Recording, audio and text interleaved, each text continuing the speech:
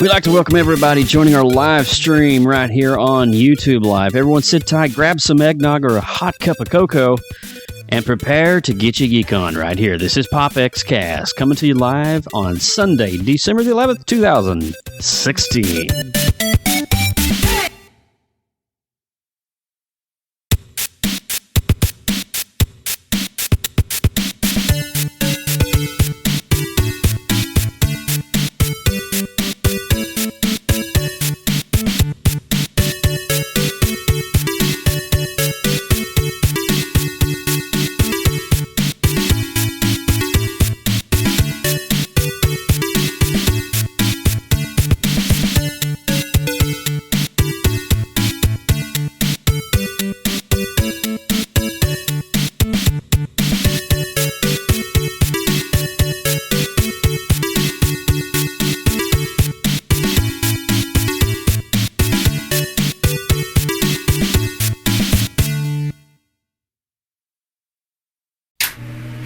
I'm John from Game Life Balance US, a proud member of the Gonna Geek Network, just like the one you're listening to now.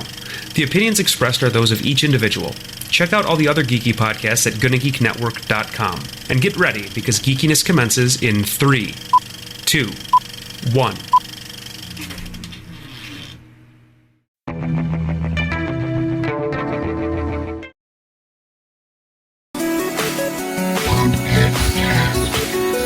Captain's Log Supplemental.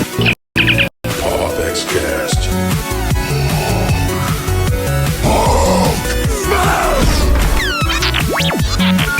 Hasta la vista, baby.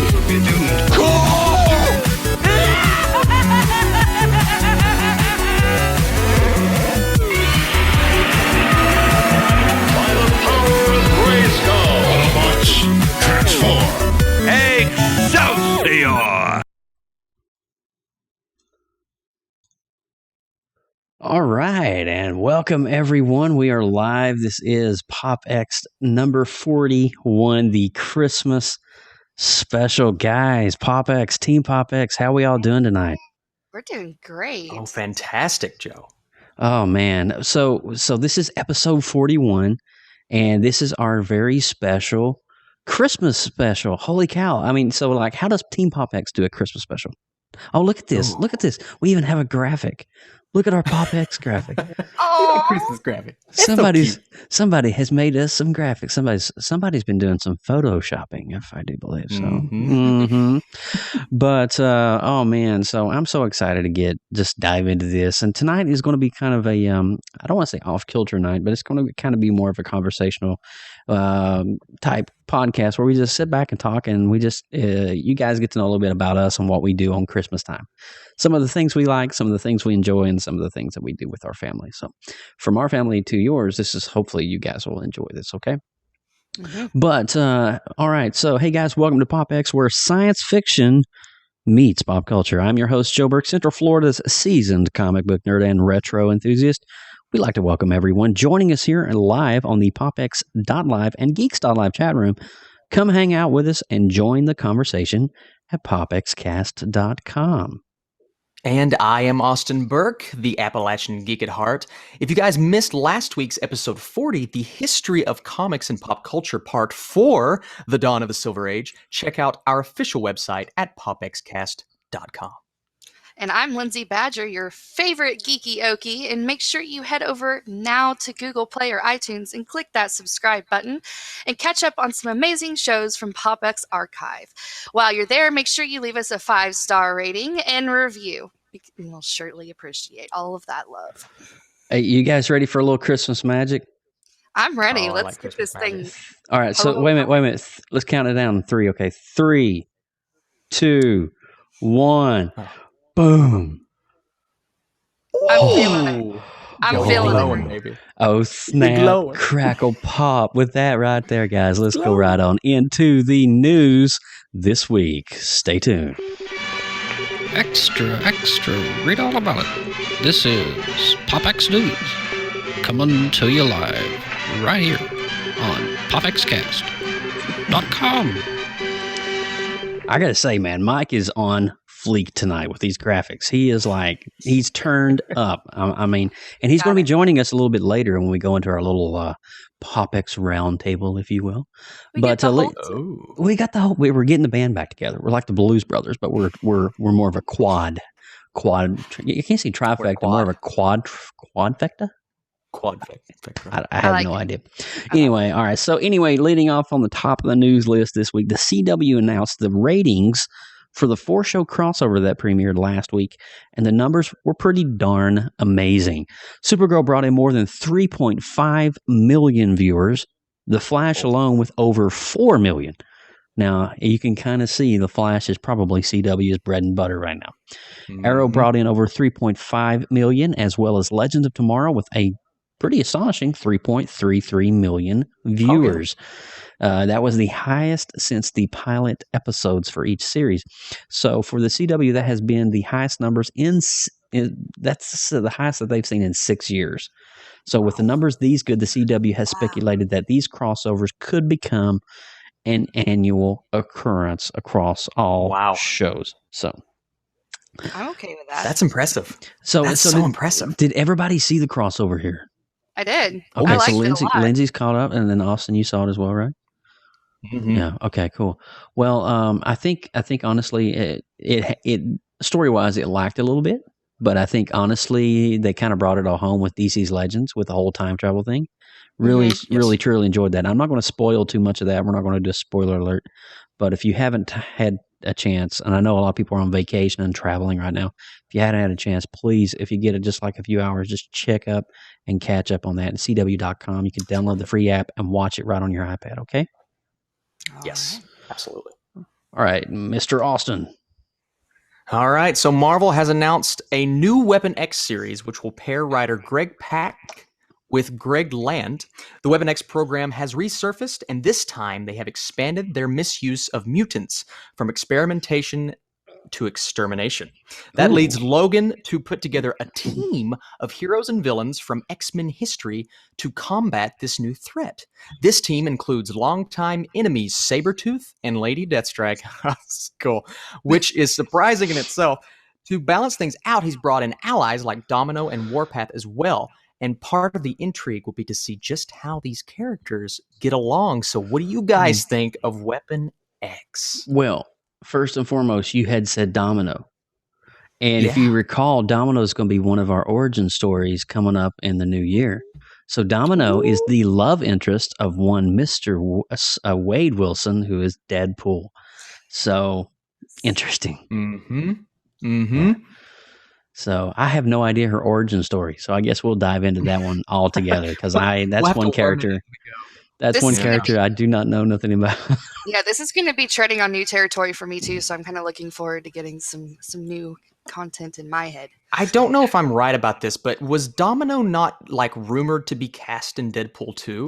I'm pretty sure I heard somewhere that yeah. That's definitely in the rumor mill. I had seen that going around on like superherohype.com. I think even comicbooks.com had reported about it as well. So I know that the big guy is going to be Cable, obviously, for Deadpool 2. And so who else? I don't know. We'll have to wait and see. So gotta see. All right, Lindsay Badger. Oh, sorry. FX has released the first trailer for the X-Men inspired series Legion. The show is set to air on February 8th, 2017. All right, so I saw this trailer, and it really does kind of depict a whole different dimension of the X-Men universe where it looks like you've got these individuals who can't control their powers. And so, Austin, did you see this trailer as well? Oh, yeah. The cool thing about this to me is, so this is Professor X's son, correct? This is Professor X's son. Yeah, we're in a post, yeah. Are they tying this into the movies? That's what I'm curious about.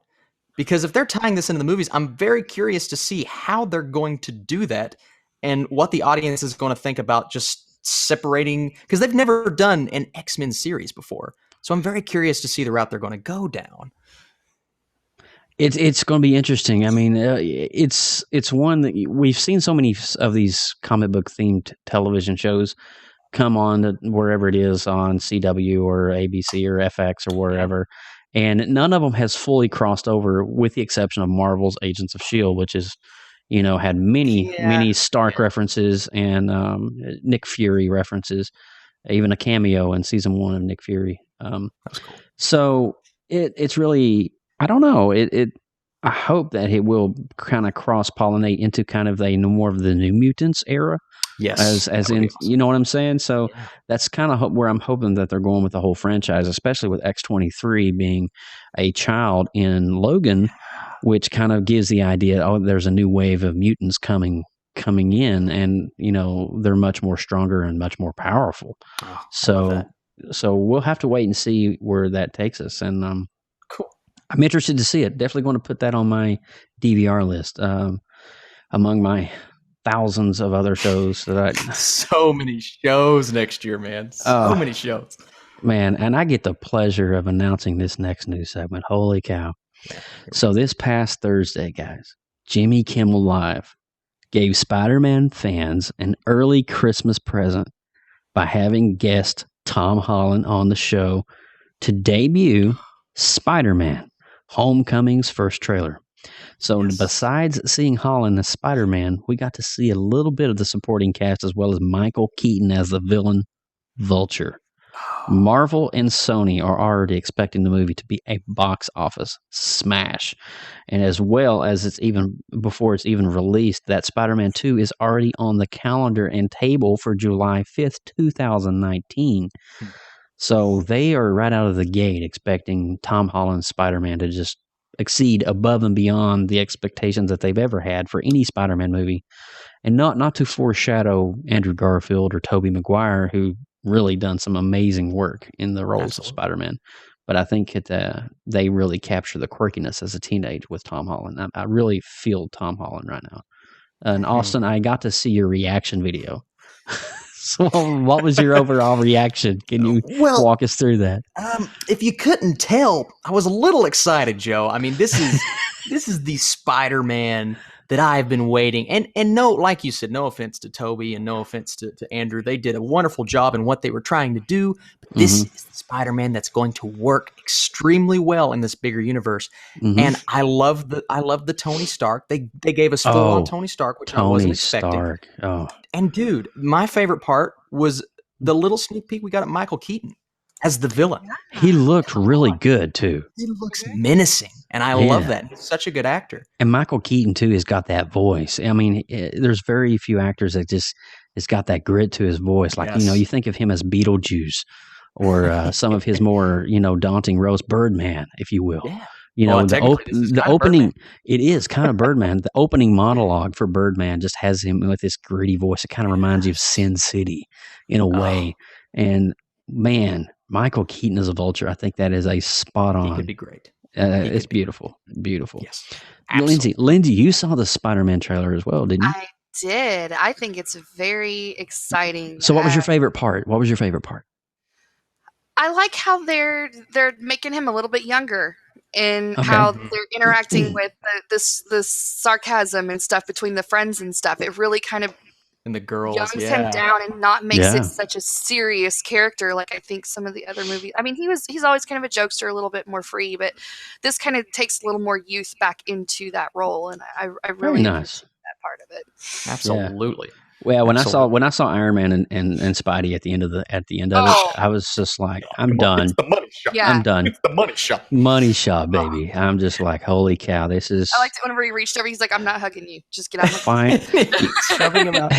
Oh man! I mean, and finally, Spidey fans get what we've been waiting for this entire time, and that is Marvel characters with Spider-Man along together, and that's the way it's always meant to be. So, man. Bring on it. I can't stop talking about the Spider-Man trailer this week. That was the biggest news this week, I think. Absolutely. And I hate to move on. I don't want to move on for that. Can we say hi to Anna and Luke in the chat? They're over there hanging out with cool. us, right? Hey, Anna, what's up? And Luke, you guys. How you doing? All right. Hey, how are you? Hi, guys. So and Michael Murray. We'll go ahead and talk. Oh, Michael's there too. Hey. Murray, how you doing? Ignore what I just did. So during the CW FanFest Q&A, Carlos Valdez who is Cisco Ramon in The Flash, who is one of my favorite characters in that show, let fans know that another former member of the Justice League and Birds of Prey will be joining the show. He said there's going to be a new visitor to our world named Gypsy. DC Comics fans will be familiar with Gypsy. She's going to be coming into our world, and Vibe will definitely get to learn some new skills as part of getting to know her. So how do you guys feel about Gypsy? Oh, well, I Interesting. mean, I think it's just it's really cool how CW finds a way to intertwine what I like to call the B-list superheroes. Yes. Whereas you would think of Barry Allen as an A-list or Jay Garrick, you would think of those individuals as the A-listers and your Clark Kents and your Bruce Waynes. I think it's interesting how they're, Vixen, for example, able to summon the power of animal spirits, and I think Gypsy's one of those ones too. She's, if I'm not mistaken, she's mystic, so she's into mysticism. So she's going to be able to probably unlock a lot of abilities for Cisco Ramon in the show and help him become truly Vibe, and so I think that's going to be awesome. Absolutely. Yeah. Awesome. Well, you guys, Zack Snyder is going to be taking a break between the production of Justice League and his follow-up, Justice League 2. Well, I know, it's okay. But, he's doing that so that he can make some room for the Batman solo movie. Okay. Okay, so the original date for Justice League 2 was in mid-2019, but the solo Batman movie is going to be taking that spot. So they're going to shift down the line. They don't have a new date for the second one yet, though. Okay. Well, I honestly think it just makes sense that I know that Ben Affleck is really personally invested a lot into the character as Bruce Wayne. I know that he is really this is a role that he doesn't take for granted, and I know that from the multiple interviews that I've seen with him. So having an individual Batman film would actually be a benefit, I think, to the DC universe, because it would tie in more into the Justice League with a possible depth of a backstory that could maybe lead into Justice League 2. So there's a lot there that they can work with, and I think it's smart. I think it's smart. Don't rush it. Develop the characters, develop the stories, and just let the stories and the superheroes take themselves. I know that Mr. Affleck has gotten a lot of flack for being Batman. Everybody making fun of him, Batfleck, whatever. Do you think this solo movie is going to give him a chance to kind of redeem himself and to prove that he can be a worthy Batman in the eyes of the fans? That's a really good question, Lindsay. And I honestly think that with Batman versus Superman, despite how bad the storyline was, I think if you were to break down his actual role and cast as Batman in Batman versus Superman, everything was just, for me, it worked. Yes. I mean, he had the chiseled chin, he had the grit, he had just every aspect that embodies the Wayne family, and I thought it was really stunning, his portrayal of Batman, and I think he's already kind of redeemed himself. But I think that despite the bad story that was. The movie itself is not bad. I mean, it's just the storyline is just really drawn out. If you go to see Batman versus Superman, please don't see the theatrical cut. Watch the extended cut, and that way you'll get more of the story, and a lot of it will make sense. And getting back to Lindsay's question, I think that Ben Affleck, this is kind of going to be the role that kind of reprises and reboots his career, much like it was for Robert Downey Jr. as Iron Man. I think that Ben Affleck's been struggling for a while to kind of break into the mold, and you look at Matt Damon as Bourne Identity and Bourne Jason Bourne. I think this is going to be his Bourne legacy. So. That's my take on it, though.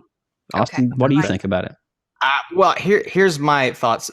The thing about this Ben Affleck as Batman thing, I feel like all of the haters and the naysayers, they're going to go bye-bye once he directs this standalone Batman movie. You know why? Because he is one of the best directors in Hollywood right now, and he does the best job that he can do is when he directs himself. And every movie that he has been in, that he has directed, has been fantastic, nominated for Oscar. The movie that he has coming out, Live by Night, Everybody's saying that's going to get nominated. Why? Because he is one of the best directors in Hollywood. So I think this Batman standalone film is going to be what the DC Extended Universe needs when it comes out.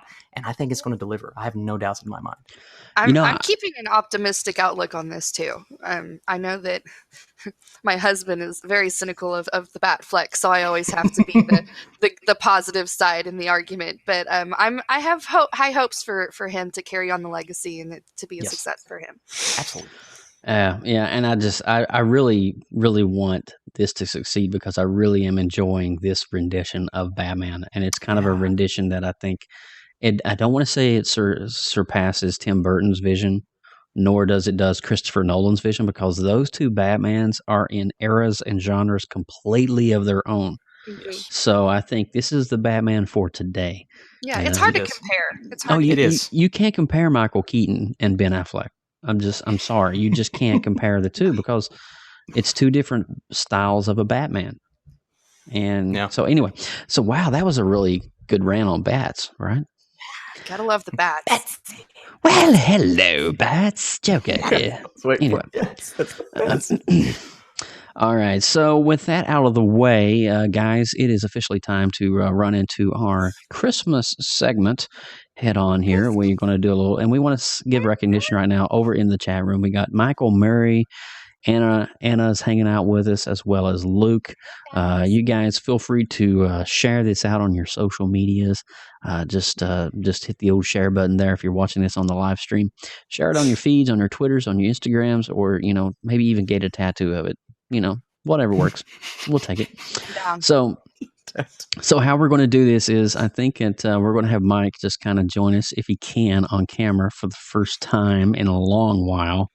I don't know how this is going to work, but hopefully he'll be able to chime in here and share some stuff. But we actually went through this, and I know that this list might be a little long and it might be pretty much extended. But I think when I was thinking about Christmas movies, so we're going to give you our top 5 Christmas movies. So you're going to hear 20 different variations of movies here tonight, as well as some of our favorite family traditions. And if there's time at the end, we're going to share with you what our Santa wish list is this year. What is that one big thing?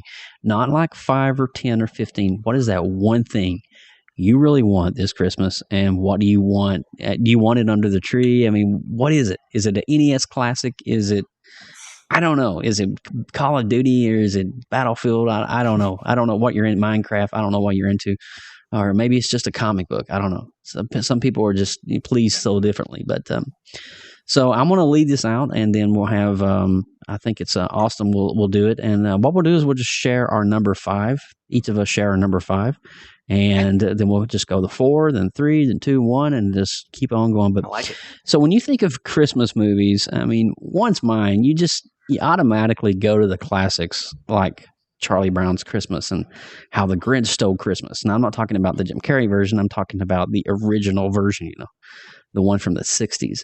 Of course, Rudolph the Red-Nosed Reindeer is on top of that list, and many more classics. But you got to remember, so for me, this is Joe Burke's list. And I'm not normal. I'm abnormal. Okay. So especially when it comes to Christmas movies, my list, you can kind of expect it's going to be a little weird. And there might be some ones on this list you're going to be like, really, Joe? This is on your top 5? I would have expected so much more out of you. But we'll unpack that here in just a second. So here are my demented and glorious top 5 Christmas movies that I have to see every year. I mean, when it hits right after Thanksgiving, one of these movies is in the Blu-ray player playing at home. So my number 5 is Home Alone 1 and 2. Now I can't separate 1 and 2 because it's a continuation of the story between Kevin and the bandits. So you got the wet bandits and the sticky bandits. So you just can't choose either 1 or 2. You kind of have to mention the Macaulay Culkin films as kind of basically one film. They're kind of a continuation of each other. And I think they're both equally awesome. They're heartwarming, belly-laughing fun. There's scenes in there, especially like when Joe Pesci's doing his rickum, rackum, frickum, rackum, rackum, frickum, rackum. I mean, every time he does that, man, I'm just like rolling in the chair. It doesn't matter how many times I see it. I freaking love Joe Pesci. And so, or you remember the old keep the change, you filthy animals. It's just the angels with filthy souls, It's just every time I see that, and a lot of people don't know that those little black and white movies that Kevin is watching on the screen, those were actually filmed and made exclusively for the Home Alone. So those aren't old movies. Those are actually, and even in part 2, Angels with Filthier Souls is playing in the background. You smooching with my brother, see? Yeah, get down on your knees and tell me you love me. So it's those funny moments. And seeing Tim Curry scour in Home Alone 2 down get back in your rooms. There's fire. Get back in your rooms. So it brings me a lot of joy, the Home Alone films. And with that, I'll go to Austin for his number 5. Oh, Joe, it took everything in me not to put Home Alone on my list because I love those movies. I adore those movies, except for the ones after the first 2. Yeah, you can't mention the number 3 and 4.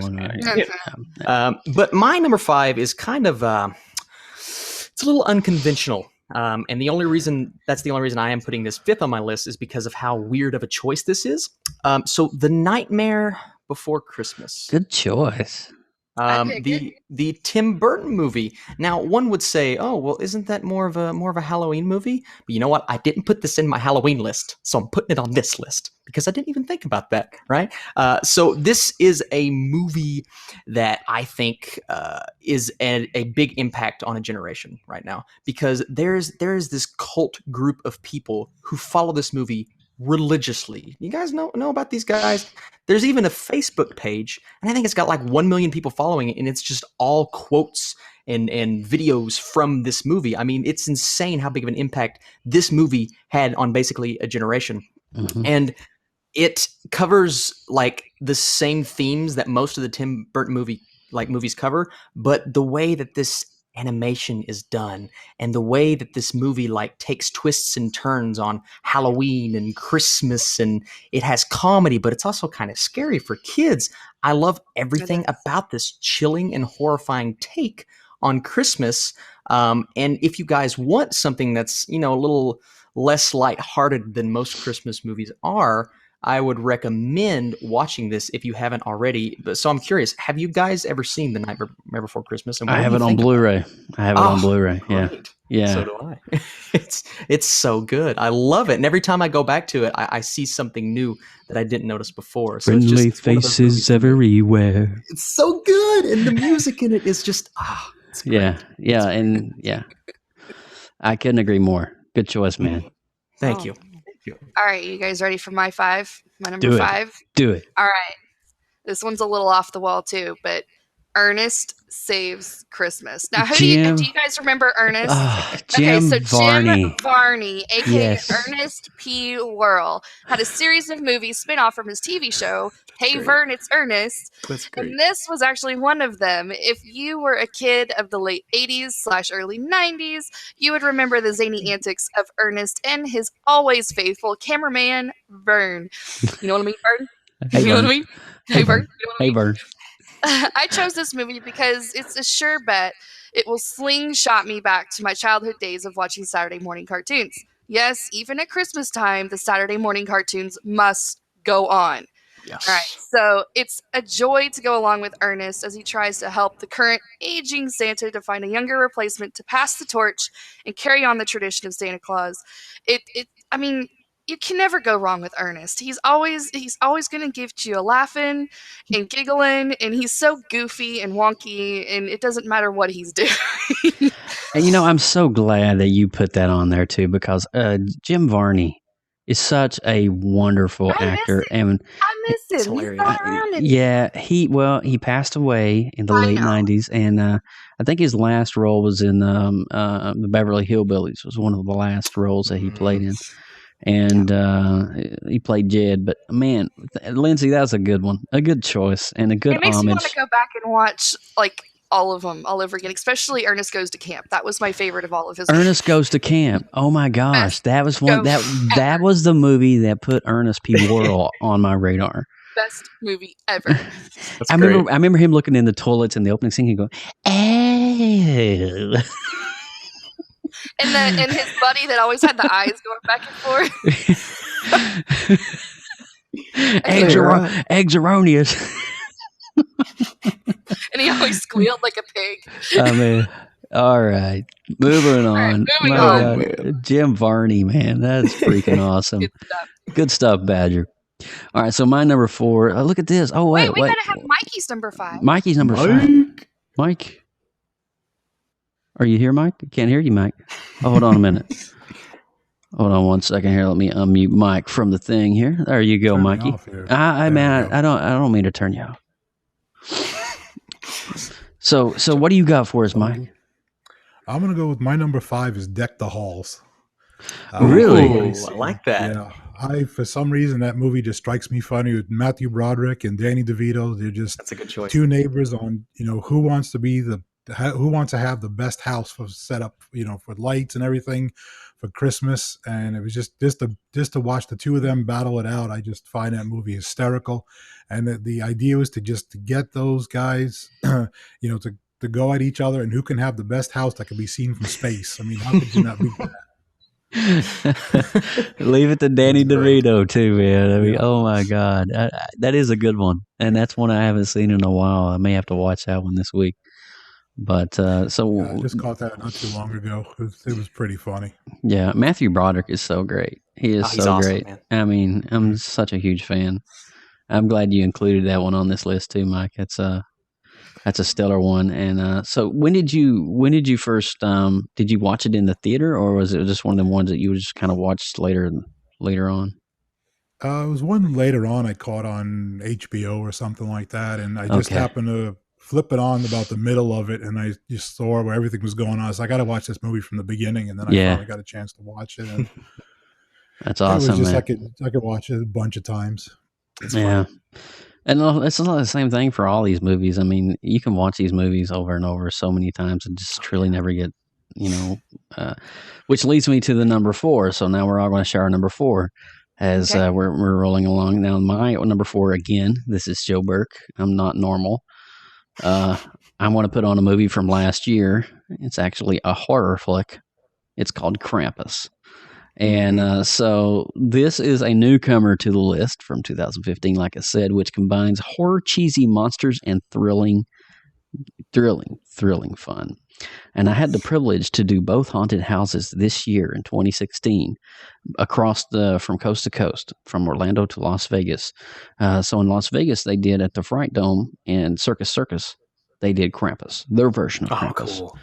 Which was, I think, even more demented and demonic and evil than the Orlando version of Krampus, which Orlando, of course, owns the movie rights to the film, so they're going to have all the characters and the actual props from the movies in the haunted houses.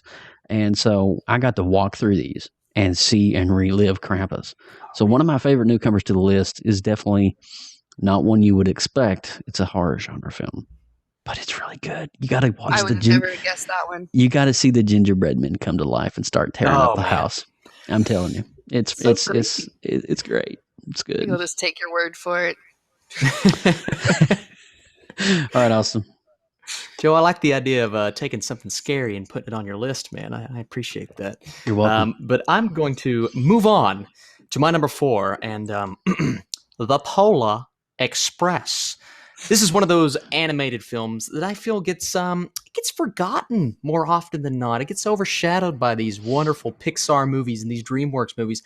But The Polar Express was a movie that, for me, gave us one of the best Tom Hanks performances ever. His voice performance in this movie, to me, is iconic.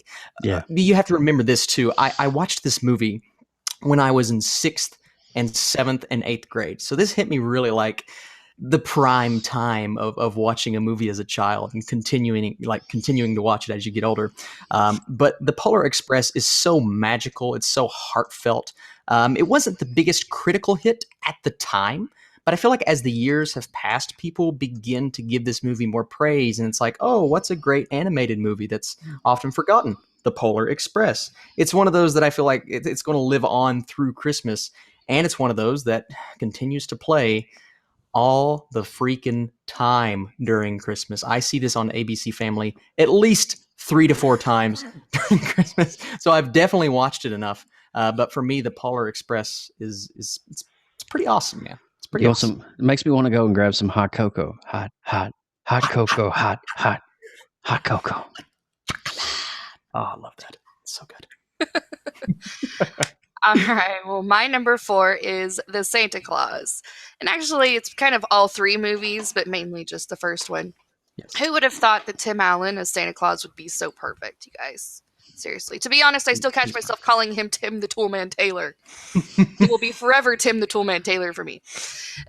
This trilogy of movies is bursting at the seams with wonder and magic and just the right amount of humor sprinkled on top. It confirms and solidifies all the rumors and questions children have about Santa. Where does he live? How does he do it all in one night? What does Santa do for the rest of the year? Is there really a workshop at the North Pole? It's like the official everything you wanted to know about Santa guide that all children must watch. So that's why I added it on my list. Yes. And it does put a little bit of a modern twist onto it, well, for its time. But I have to watch it every year. It just, We just watched. We just finished part 1 about two or 3 nights ago. Nice. Yeah. Nice. You gotta have that CD player, the cocoa and cookie dispenser. Oh yeah. It's all about that. Yeah, right on the sleigh too, man. He's got the cookie warmer and the cocoa maker. All right, Mike, what's your number 4, my friend? Number 4, I'm gonna also go with Austin on the Polar Express. Nice. I just love that movie. I saw it in the theater when it first came out, and then I think the following Christmas they released it in IMAX. And to watch that roller coaster train scene in IMAX was just You saw amazing. it in IMAX, Mike? Oh, I bet that was beautiful. Oh my gosh, dude! Man. I mean, that movie's got everything Christmassy, from trains, the snow, the North Pole. I mean, and just the style of animation, it was just, it was completely different than, your traditional Pixar type animation, stuff like that. And I guess it was just it was completely motion capture. And that was what I guess kind of pushed it from me. I really enjoyed that. Wow. So, I mean, I have it on Blu-ray, and we watch it. Every year. Can you imagine seeing that movie in 4K? I know it's not out yet. I know it's not out yet, but I mean that movie is just so beautiful. The animation is gorgeous. Yeah, awesome. Well, cool. Thank you, Mikey. And so as we move on to number 3, again, I gotta throw up a huge warning here. I love this pick. Oh my God. It's just I can't believe I put this on my list, but I got to be true to who I am. I got to be true to who myself. I love raunchy, cheesy, gritty humor, and I'm talking about Bad Santa. Yeah. And yes, me and Alex went to the theater and saw Bad Santa too. It's even more funnier than part 1. No way. It is. It is freaking awesome. And if you got yourself $10 extra, Austin, you need to go see this at part 2. Yeah, it's just as So, oh man. Where do I start? This really shows my bad side. I'm probably going to have to, after the podcast tonight, repent of just putting this one on the list. It's raunchy, it's vulgar, it's dirty humor, and it's just downright nasty. Billy Bob Thornton plays a washed-up safecracker with a little person as his elf sidekick. Oh, God have mercy. This movie is just all sorts of horrible but guilty pleasures at the same time. And it's just, it is, how do I explain this? It's just raunchy, cheesy. I'm just going to shut up now and let Austin go. So that's such a good choice. It hurts me that I didn't, because that's probably the funniest Christmas movie I've ever seen. It's so bad. It's so bad. It's very bad. It is so bad it's good. It's so bad it's good. I love that. Well, speaking of it's so bad it's good, my next choice, my number 3 choice, is a movie that is it's not considered a treasure by a lot of people, but for some reason I love it and I watched a lot. The original Grinch, the animated movie, it's great. It's a great movie. It's wonderful. It's cute. Yay. But Jim Carrey is how do I say this? I want to be him. I want to be Jim Carrey. Okay. And when he was the Grinch, and I watched this when I was younger, it was just so good.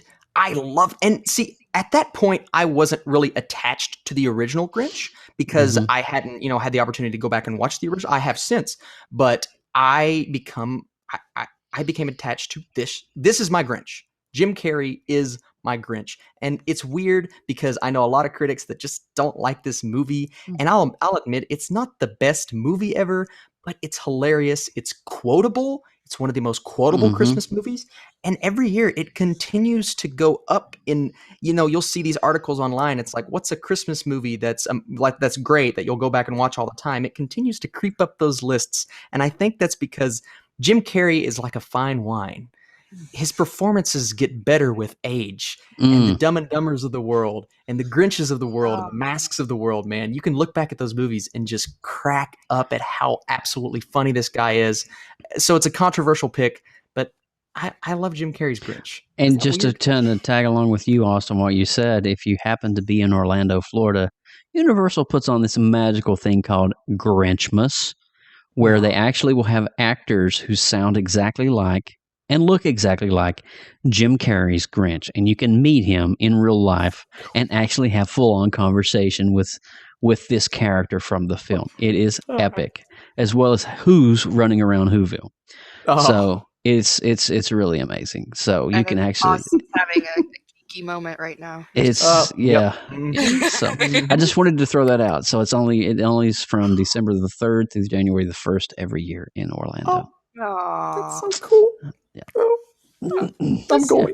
I can't go, but I want to go. I'm not going. March, come on. Not yet. Marching. All right. March. Sorry. Well, my number 3 is an awesome movie. I think you guys have heard of the movie Elf. Oh. Yeah, it's one of the best holiday movies ever. That's why it made the top 5 on my list. It's a little bit ridiculous, but let's be serious. I mean, what Will Ferrell movie isn't ridiculous, right? That's true.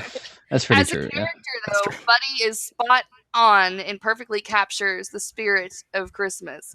And Zooey Deschanel is the perfect counterpart. I just love whenever she and Will do the Baby It's Cold Outside.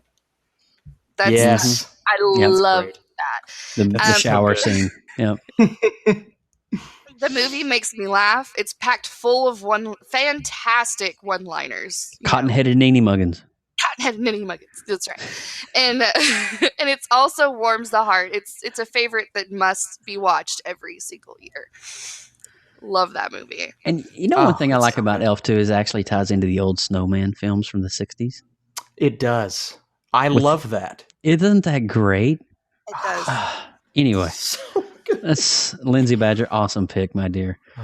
All right, Mikey, what's yours number 3? All right, my number 3 is going to be either this is the kind of Christmas movie, either hate it or you love it, because just before Christmas they play it 24 hours 24 straight through. I already know what it is. It's Christmas Story. Oh, man. Christmas Story. Oh, my God. This is like, this movie, I could watch it for the 24 hours that it's on. Yeah. It's just great. Between, the mishaps in the family, the kid with his tongue stuck to the flagpole, the Bumpus hounds. And that boiler. I mean, the guy needs a new boiler. Oh, that guy needs a new boiler so bad, dude. But man. You'll put your eye out, Ralphie. Yes. And you should have seen it coming because he sure was going to do it too. And A Christmas Story, when it actually came out in the theaters, it really didn't get any much reviews at all. I mean, it was kind of, they considered it a box office bomb. But in later years, as you progress into the late 80s and the early 90s, it started becoming a cult classic. And that's when we found out that truly this is a cult classic. And I think... and it's become so popular. The original house is located in Ohio, and you can actually bid on spending a night Christmas Eve into Christmas Day. I saw that. Are you serious? Yeah, they let you spend a night in there. Yeah. Wow. I did not know that. I just channeled my inner Johnny Carson there. Do like a raffle to give away one of the lamps every year too? The leg lamps? I'm not sure. I'm not sure about that, but I just know about the house, that you can, I think it's a bid, almost like a bid type thing that you can bid to stay on it, in it overnight.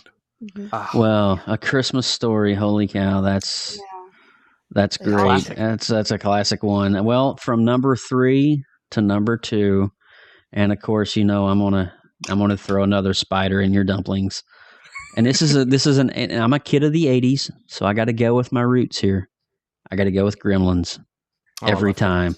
I love it. It is a horror flick that is around Christmas time. It's just awesome. Cute. How could he be scary? Look at the little Mogwai. Look at him. But this is a great movie, and I remember watching this as when it came on the movie channel back in the '80s. The movie channel would give you a 1 month free viewing as a kind of a little teaser for the rest of the year. Well, it just so happens they did that 1 month in Christmas time. Well, guess what came out the following year in '85 on the movie channel? Gremlins. And so here I am in front of this old tube type TV that only has 13 channels on it, watching Gremlins for the first time as an '80s kid. And so it was amazing. And so it came out in theaters in '84. And it's just another Christmas horror genre from the '80s that just introduced the world to a Mogwai. And the phrase "Don't feed them after midnight" become a cult classic. So what happens when you feed the Mogwai after midnight? Well, he multiplies, and then you put a little sun on him, and next thing you know, you've got yourself a gremlin. So be careful with the gremlins, but definitely got to mention the gremlins for sure. Oh, Gremlins. Good choice. Terrified me as a kid. Man. Yeah, it was awesome. It was awesome. I was a weird kid growing up, man. I saw the weird stuff. I still want to take a Mogwai home and cuddle him, though. Yeah. Oh, that's great, Joe. I love it. Thank you, man. Thanks, dude. So I guess I'll go ahead and give my number 2 pick. It was inevitable. It was going to be on somebody's list at some point. Christmas Vacation. You guys ever heard of this little classic? Okay, it's hard not to be a fan of this family's crazy adventures. This is one of those classics that just has the humor. It has the family bonding, and it just has the stupidest of jokes, but they work. They work. This whole movie works, just like Vacation, which asked me to compare the two. It's a hard thing to do because I love them both, but this is just one of those movies that I will rewatch. It doesn't matter how old I get or how old this film gets. I will rewatch it every single year because it is so funny. And Joe, you know this better than anybody. Sometimes our family gets together and they just remind me of the Griswolds, man.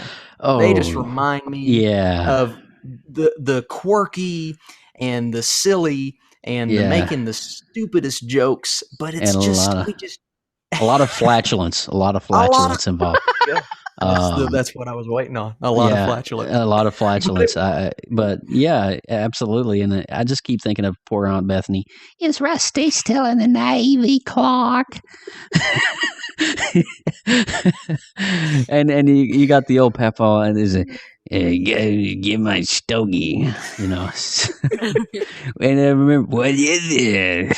Oh, see, that's the thing. It's so quotable. And the turkey, though, you guys, the turkey. Oh man, don't even. Oh, and let's not forget the cousin. I can't say it on here because the crapper's full. I can't say the real word.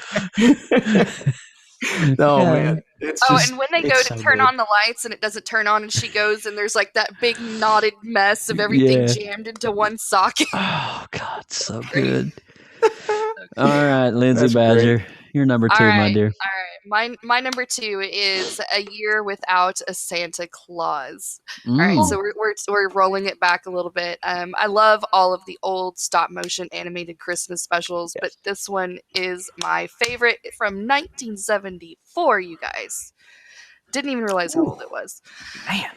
But it's still great. All right. So this one starts off kind of with a sad Santa. He's sick, he's depressed, he wants to cancel Christmas, and his elves get into a heap of trouble.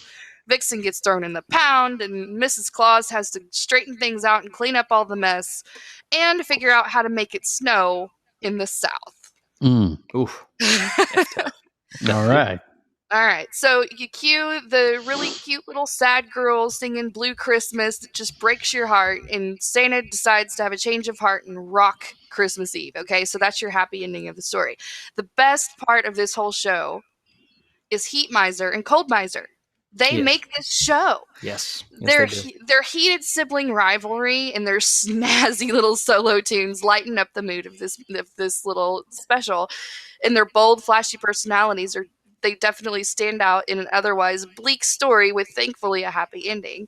And it always makes my playlist on the Christmas season. So you guys, this one had to make my top 5. It really, I haven't seen that one Great in a call. while. I'm gonna have to go watch I that one again. love watching the Miser Brothers. The Miser Yes. Brothers. He's Mr. Green Christmas. So good. Awesome. Well, Mikey, what is your number 2? Well, my number 2 is not your traditional movie, I would say. It's more of a special. Okay.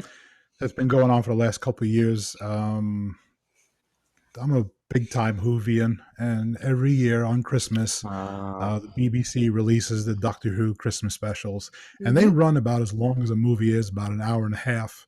And it just every year they just outdo themselves, with some kind of Christmas story, a heartfelt, heartwarming story, and it just makes it just a real turn from what the regular episodes are like. And every year, it airs Christmas Day, and the BBC broadcasts it, the same time across the world. It's all broadcast at the same time. So and just the stories, so it's not really so much a movie; it's more of a special. But I love it. Yeah, I've definitely actually caught a enjoyed it. couple of the Christmas specials, and they are really, truly remarkable how they tie in, the spirit of Christmas into the world of Doctor Who. And it's really awesome, and that's a good pull, man. I'm so glad you included that one on the list. That just shows the diversity of this group, ladies and gentlemen. Yes. So, all right, so we are at the number 1s now. We've made it, and we still have plenty of time to share some family love, our family traditions with you. So as we go in, here is my number 1. Of course, it's already been mentioned, but I have to mention it as my number 1. It's National Lampoon's Christmas Vacation with Chevy Chase. Yeah. I mean, seriously, where to begin with this movie? I mean, I can watch this literally any freaking time of the year. I don't care if it's July. I don't care if it's March or October. I could put this movie in any time and just literally belly laugh. I mean, when he goes off on the rails and his boss has screwed him and he's just sitting there and the whole family's watching him and he just unhinges, it is just freaking awesome. And so many classics from Cousin Eddie's one-liners. Oh my gosh. And it's just Perfect. Cousin Eddie. Can we just give it up for Dennis bless Quaid? him. Oh my the God. man. Well, he's running from tax evasion right now, but he's all right. Well, he used to be the man. He used to be man. Now he's running from the man. To Aunt Bethany's absent-mindedness, the film is seriously always top of my list. And I got to admit, going into this right now, it says December the 11th. I've already seen this movie twice in December alone. Oh, that's great. Not including what I've probably seen the past year or so. For That's sure. fantastic. And before we move on here, I want to do one honorable mention. If you've never seen the 1982 animated short called The Snowman, where the famous song "Walking in the Air" was mentioned, you need to check it out. It's a really awesome. It's from the United Kingdom, and it actually aired on the movie channel between movies back in the 80s. But it's from 1982, and the animation on this is it's sketch drawing with color pencils. Oh, nice. Beautiful, beautiful Nice. cartoon. Awesome. I love All right, Austin. Well, guys, this was an easy choice for me. I watch Elf every single year, at least twice around Christmas, at least 5 times a year in general. Will Ferrell makes me laugh more in that movie than I think anyone ever has in any movie ever. His childlike antics are spot on, and the movie has more heart than I think people give it credit for. I honestly don't think anyone will ever show me a Christmas movie that is going to surpass this, because I love this thing so much. I saw it when I was young. I've always been a very weird kid. My kind of humor is the exact kind of humor throughout this entire movie. Like literally every joke in this movie lands, even if it's not supposed to be a joke. I am laughing. It doesn't matter. I love Will Ferrell. This is my favorite Will Ferrell movie. I wouldn't say his most Oscar caliber performance, but I would say this is definitely his best movie for me. And every character works, every story element works. By the end, you're smiling, you're just happy, you got this sense of joy in your heart because the ending, if you think about how dumb the movie is, the ending is actually really sweet and it's really heartfelt. And you've got the narration and you've got the good elements in the jokes that Will Ferrell does with what's his name from Game of Thrones. You caught me off the name? topic now. Yeah, I know who you're talking about. The one he calls an elf, who is a Yeah. phenomenal actor. But that scene alone is one of my favorite scenes in Christmas movie history. Guys, Elf is number one on a lot of lists for me, but it's definitely number one on my Christmas list for sure. I couldn't. And you're talking about Peter Dinklage. Peter Dinklage. Oh, I love, and he's such a good dramatic actor, but he works so well in this movie. I dig it, dude. All right, Badges. What is your number one, my dear? All right, number one, Austin, I'm sorry, but you're going down because Dr. Seuss's How the Grinch Stole Christmas, the original TV special from 1966, is the best one ever. Not Jim Carrey. I'm sorry. I love Jim Carrey. He did a great job, but he is not this girl's Grinch. When I think of the Grinch, in my mind, I think of the bright green neon, not that army green plastic crap, the bright green neon, curly, twirly, mischievous smile, accompanied by the rich voice of Thurl Ravencroft singing "You're Me One, Mr. Grinch." You're me one. Have that. Jim Carrey doesn't have that. So, from the Grinch's loyal dog Max to the sweet, innocent little Cindy Lou Who that looks kind of like a mermaid because she has her jammies on and it's weird, but it's cute. To all of the wacky Seussical contraptions, and don't forget the roast beast. The story seems to leap straight off of the pages of the Dr. Seuss classic book, and it springs to life with all the bright colors and the sounds and the animation. This is a huge defining piece of my childhood and Christmases past, and to make sure that I watch this one every single year, I own it on probably every format possible so that my kids don't miss it every single year. And I have a little fun fact for you guys tonight, and it's a little bit embarrassing, but I'm going to share it anyways. Little Lenny Lou Who was my dad's nickname for me when I was growing up. Oh, that is cool.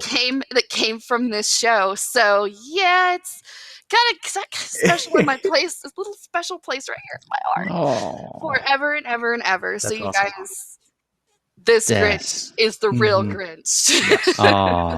I think it depends on whatever genre, whatever era you're from. I mean, we all have that one that catches us.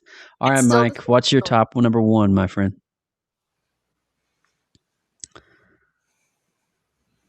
You're muted, Mike. Hello, Mike. Hello. Hello. Hey, there we go. Yeah. All right. Well, it looks like we've kind of beat this one to death tonight, and this is the movie that just keeps on giving, like the Jelly of the Month Club. You just can't beat it. Hallelujah! Where's the Tylenol? That's a gift that keeps on giving, Clark. So my number one is definitely Christmas Vacation. Anybody who drains their RV into a storm sewer, on Christmas, they deserve that spot. They deserve that spot. That's number one. It's a good one. It's definitely a magical moment. See the sewers glowing green. Yeah.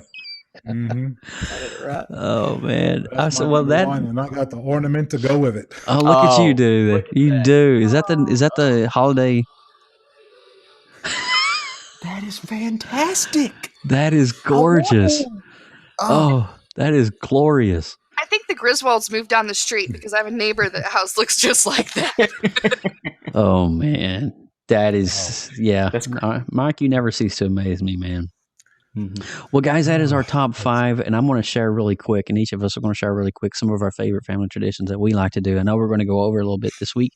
I know there's a lot of meat and potatoes to this, but hey, it's our Christmas episode, and so we want to get this out. So for me, I'm going to just list my 3 right quick.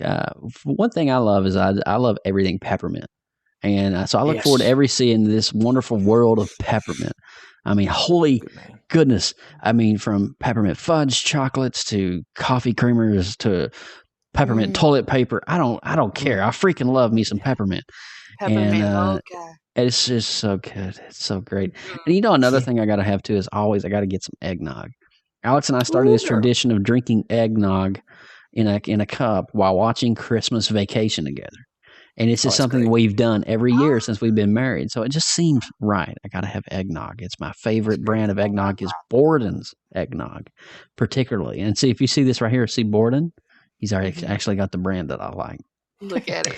Last but not least, one of my last things that we like to do as a married couple, we live in Orlando. And of course, the theme parks is our Christmas. Alex and I love Orlando during Christmas. Disney, Universal, SeaWorld, Busch Gardens, all of it. They go completely all out for the holidays. Disney is the place to be for Christmas cheer. From giant gingerbread houses to Mickey's Christmas party and Epcot's candlelight processional, which is narrated each night by a celebrity actor. I was there and I got to see Whoopi Goldberg one year. It was amazing. Universal hosts the Grinchmas and Macy's Holiday Float Parade, where SeaWorld houses the Sea of Dancing Trees and Rudolph's Christmas Town. I love my home for the holidays, not to mention ice at the Gaylord Palm Resort. Cool. And that's why a lot of times on Instagram, I use the hashtag I live where you vacation. Man. Yeah. Joe's Facebook has been blowing up recently with all of the amazingness that is Florida Christmas. Florida's I am Christmas. jealous every single weekend, you guys. Go. This guy lives in an awesome place. It is. Yes, you do, Joe. I love it. All right, Austin, what is your family stuff? Okay, so real quick, every single year for the last 10 years, we've had our Christmas celebration in good old, wait for it, Pikeville, Kentucky. Nobody knows where that is. Okay, but until 2013, we would have everyone on my dad's side of the family to come to our house when we lived there and hang out, which meant I got some quality cousin time, which was my favorite part. Joe knows. He came over a few times, and we would always have a grand old time. My favorite year, Joe, was when we filmed ourselves fighting each other. Remember that? Like we were battling and throwing each other on the beds. I do remember that. It was pretty awesome. Yeah, that was fun, dude.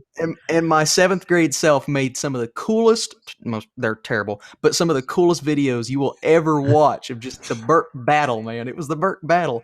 But it's cousin be cousin. But after that, we moved to Somerset. So now we actually go to our grandmother's house and celebrate there. But then after that, we will go to the Hilton Garden Inn. We will stay at the hotel. We will swim. We will run around the hotel because it's completely empty. And I know it doesn't seem like much, but really just getting to see your family on Christmas in a hotel room, bringing your friends over, just eating together. It's great, guys. And that's my favorite part of Christmas. But if we're talking food, Joe, food. I love 2 things on Christmas. One, my grandmother, Brenda, her recipe for those big old chocolate peppermints. Those really hard ones that she used to make. My mom got the recipe and she started making them. Lord. And also, for some reason, I really like vegetable pizza. And the only time I ever eat it is on Christmas. So I consider that a Christmas thing for me. So vegetable pizza, right? I'm weird. Another thing that I love is just driving around. And me and Madison have kind of made this tradition. We will drive around town during Christmas. And we will just look at the sights and sounds, whether it's people fighting each other in malls or terribly hung up lights in Eastern Kentucky. Christmas is the time of year of interesting behavior, but Christmas is also the time of year where you can just look around and just it's so distinct and it's always so wonderful. And You're so right about people fighting over stuff. Dude, have you ever been to an Eastern Kentucky Walmart? The Pikeville Walmart is the worst place to be on Black Friday. Many stories about Kentucky Walmarts. I just want to go to see it. Rednecks, listen here, Lindsay Badger. Rednecks will slice your throat on Black Friday for a pack of cigarettes. Listen, I watched a woman beat another woman with a towel and a pillow. It was the best thing I've ever seen. That is so funny. Oh you can't pay for that entertainment anymore. That's my favorite part. All right, Lindsay. All right, guys. We're gonna kick it off with a little bit of sweetness. Homemade sugar cookies. This is a tradition that my mom started with my brother and I when we were little. Is she taught us how to make the sugar cookies from scratch. And then we got our chance to get our hands a little bit dirty, mixing up all the ingredients, cut out the dough in our favorite cookie shapes, and then watch through the oven. You sit on the little chair and you just watch them bake through the oven while the smell of the fresh cookies just fill the house, you guys. Seriously, that's praise Jesus. I can smell Amen it. for warm, beautiful I can cookies. smell And it. Oh then my after gosh. they cooled off, we got tons of fun decorating them however we wanted. We had colored icings and sugars and sprinkles and oh my, Okay, so then after we were done, we picked out our very special favorite one. Each one of us picked one, and those were our Santa cookies. Those were the ones that went on the plate on Christmas Eve with the glass of milk for Santa Claus, and then the rest of them we got to snack on through the following days. It was probably lasted a week. Who knows how many cookies we had. Sugar high for days. So Yes. my mother and I still carry on this tradition. We go to her house with my kids, and they do the same thing. They're not quite old enough to start getting in and doing the cooking part yet, but they still get to decorate, and it is so much fun to watch this generational shift happen with a tradition that my mom started. So that is a really special one for us. Now, my number 2 is the tale of 4 Christmases, you guys. Oh 4. no. This one makes me tired just thinking about it. But yeah, 4 Christmases. Whenever you get married and all of your family lives within driving distance, or at least a short driving distance, you have gift exchanges and dinners for days. Yep. Days. But I mean, I'm not complaining. I love it. It's amazing. Okay, so here, number 1, we spend Christmas Eve morning with my in-laws at their house. So my husband's parents, brothers, whatever. And then number 2, we go to my parents' house on Christmas Eve and have dinner and exchange and whatever. That's 2. So between those 2, my little family unit, the 4 of us, do a quick little gift exchange. That's 3. Now the 4th is an observed Christmas that we usually do the weekend before or after. And it's all of basically anybody still living that's on the Badger family tree gathers together and we do our own little Christmas exchange. It's a huge whirlwind, but it is so much fun, and I'm so thankful that we have so many people around to be able to spend the holidays with. So that's definitely a big one. And then the last but not least, the grand finale is Christmas morning brunch. You guys, this is amazing. Okay, so after I've been awakened at the butt crack of dawn, because keep in mind I do have 2 small children that get Santa Claus. So yeah, we're up before the sun rises on that day. I start cooking, and usually it's pretty simple. I just put together a breakfast casserole, and then my mom and his mom bring sides, and we have breakfast in our jammies while we're watching the kids. But it's not on paper plates. Oh no, I bust out the fancy stuff. We have china. We eat with silver. You eat We with drink China? with china. China. We bust out the crystal glasses and drink our mimosas in our pajamas, and it is so much fun because we're getting super duper fancy, and we're not super duper fancy at all. It's kind of a giggle, and then we just get to enjoy the rest of the day and just have fun, play with the toys and all that stuff. So I mean, The best. it's a busy time of the year, but I would not change it for a minute. And that's why I live in Florida, where my family have to come to me. No, I'm just no, but that is really awesome, and wow, that's really cool. So we've had 3 different perspectives of 3 different areas. Mike, what is your favorite Christmas traditions? Well, I'm going to add a little bit one that you had brought up because we've actually done these together. We've Yes. spent a little holidays together at Disney, Universal, SeaWorld. We've done it. I am so missing the Osborne lights. Oh God, me too. Those were good times down there. I mean, just to be down and they just go all out. And Disney's a great time. The holiday's a great time of year for Disney. I mean, I'm just one state away, so it's fairly close for me to go down. And like I said, we spent a couple of those times together, and it was a memorable time, which I definitely enjoyed. And to have my kids and you and Alex there, and it was just a good time all around. And like I said, the Osborne lights was one of the things that I'll truly miss there. It was just phenomenal to see that every year. And so, but going on to my number 2, our thing that we used to do years ago when I was a kid, we used to have the family together for Christmas Eve, and then open a few presents, and then leave the rest for Christmas. I try to do that with my kids.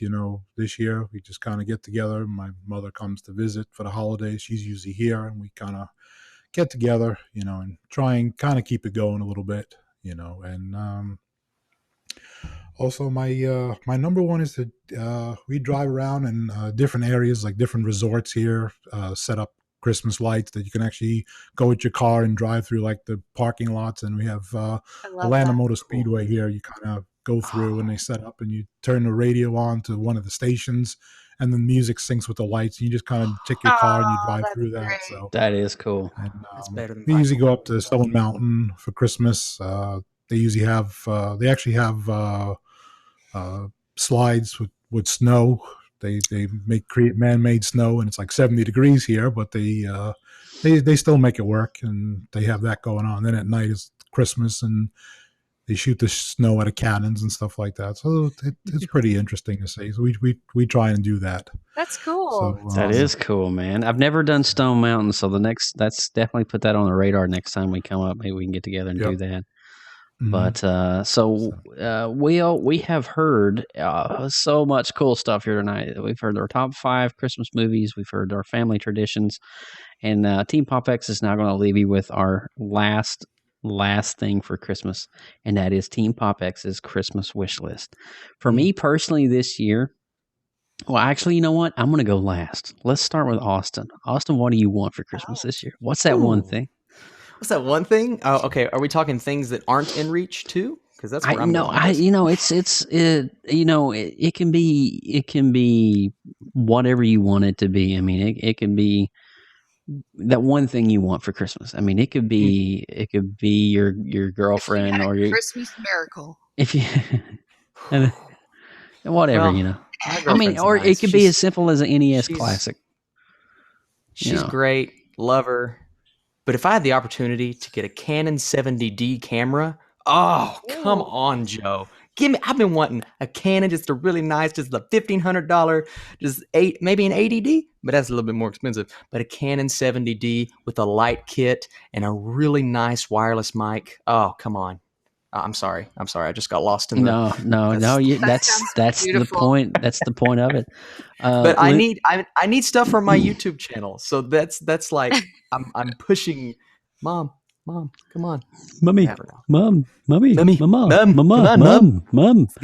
right, Lindsay Badger, what's your one thing?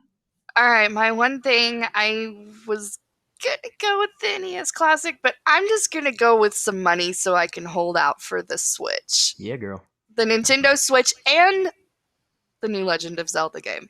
Oh, Breath of the Wild. Mm. Because Jimmy Fallon got all geeky with that last week, and I am just like all over that right now. That's Absolutely. my one thing. All right, Mike, what's your one thing?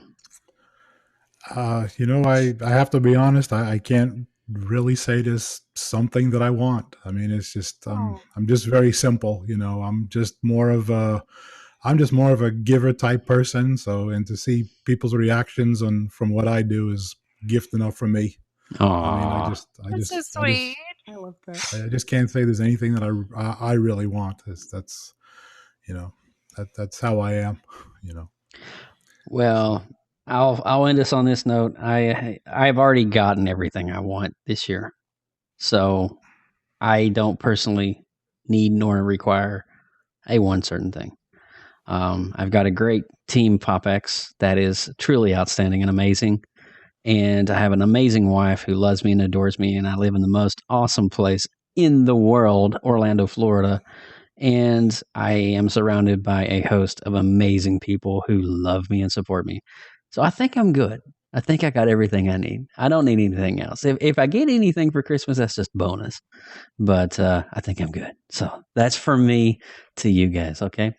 But yeah, you're welcome. And so, as always, if you see something exciting on the shelves or at the local comic book shop or in the theater, because coming up next week is what? Star Wars Rogue Freaking One. What is that? Yeah. Or around I geek got culture. my ticket. I do too. It's right over here.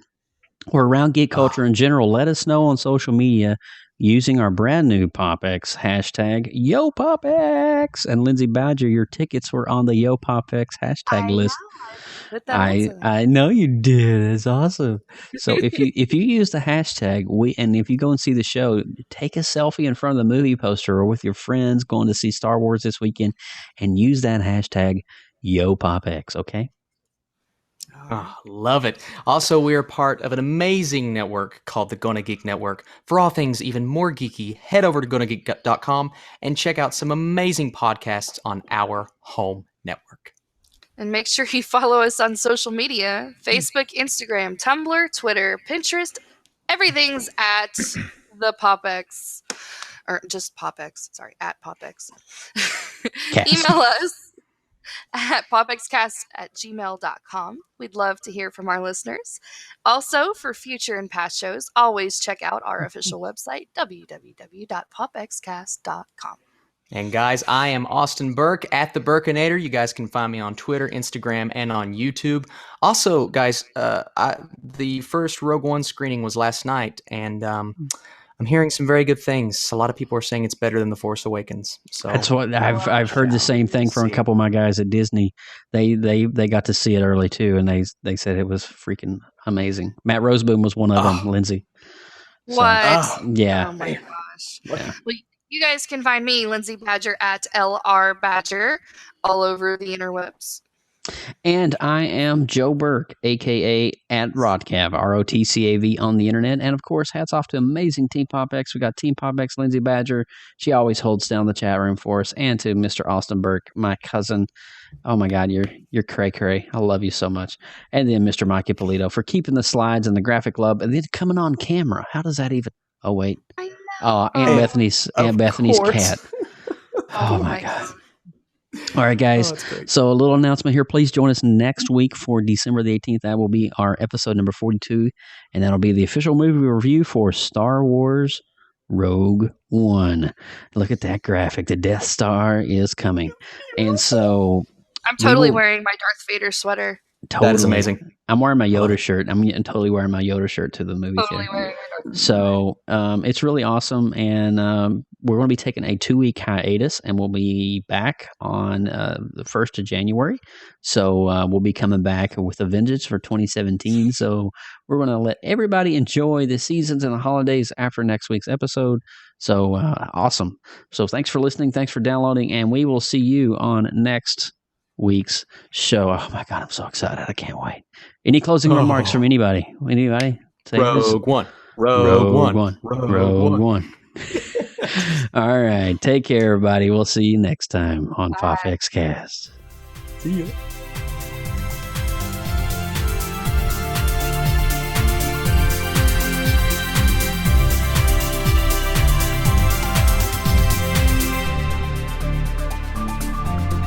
From everyone at PopXcast, thanks for listening. Be sure to give us a 5-star rating on iTunes and subscribe for more great content. Drop us an email, popxcast@gmail.com. Follow us on Twitter, Instagram, Facebook and YouTube, all at PopXcast. Get your geek on.